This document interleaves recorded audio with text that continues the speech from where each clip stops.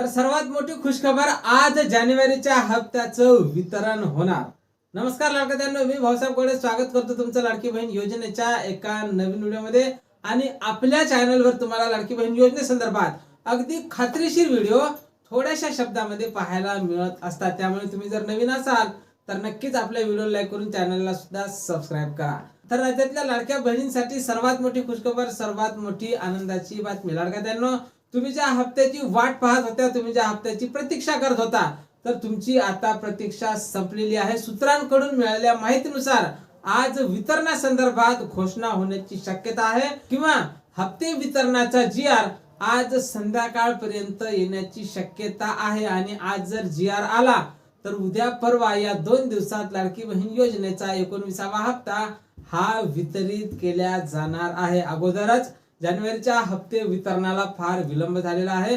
महिना उलटून गेला, 15 दिवस जास्त झाले तरी सुद्धा जानेवारीच्या हप्त्याच्या वितरणाच्या लाडक्या बहिणी आतुरतेने वाट पाहत आहे। आणि जर अजून विलंब होत असेल तर सरकारकडे आपली विनंती असणार आहे की जर जानेवारीच्या हप्त्याला विलंब होत असेल तर 19 आणि 20 दोन हप्ते म्हणजे जानेवारी आणि फेब्रुवारीचे 3000 रुपये लाडक्या बहिणींच्या खात्यावर जमा करण्यात यावे।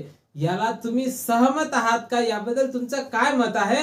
कमेंट बॉक्स मध्ये नक्कीच तुमचं मत स्पष्ट करायचं आहे। त्यासोबत चॅनलला सबस्क्राइब करायचं आहे आणि व्हिडिओला सुद्धा हाईप करायला विसरायचं नाही। आता यासाठी कोण महिला पात्र असतील तर ज्या महिलांना डिसेंबरचा लाभ मिळाला होता त्या सर्वच महिला जानेवारीच्या हप्त्यासाठी पात्र असणार आहे। आणि ज्या महिलांना EKYC केली असेल, ज्या महिलांची EKYC चुकीची झाली होती, त्या महिलांनी जर KYC दुरुस्त केली असेल तर अशा महिलांना सुद्धा नोव्हेंबर डिसेंबरचा हप्ता हा जानेवारीच्या हप्त्यासोबतच द्यावा, अशी आपली सरकारकडे आपल्या व्हिडिओच्या मार्फत विनंती असणार आहे।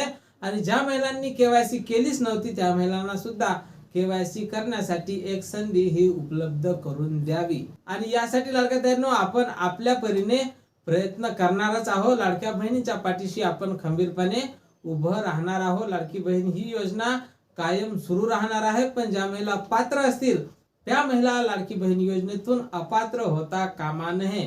ज्या महिलांनी KYC केली नाही त्या महिलांचे घरोघरी जाऊन निकषाची तपासणी करावी आणि अशा महिलांना पुन्हा लाडकी बहीण योजनेत सामावून घेण्याबद्दल